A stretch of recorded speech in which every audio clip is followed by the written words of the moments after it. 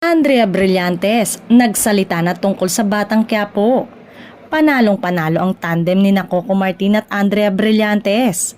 Bet the bet nga ng mga manonood ang kakaibang flavor na handog ni Andrea sa bagong yugto ng FPJ Batang Quiapo, kung saan naka 15 million views na nga kaagad sa social media ang mga eksena niya na kasama ang primetime king na si Coco Martin.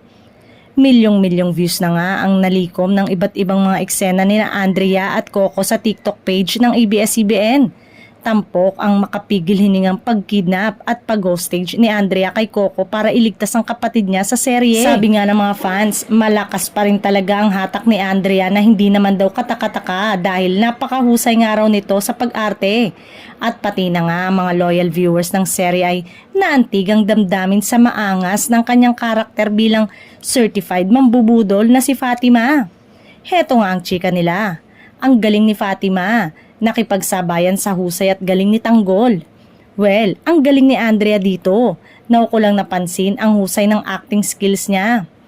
Kahit ang bata ni Andrea, bumagay siya sa karakter ni Coco. Ang lakas din na maka-attract ng chemistry ni Coco at Andrea. Sana gumawa rin sila ng pelikula parang tulad ni Fernando Poe Jr. at Maricel Soriano noon.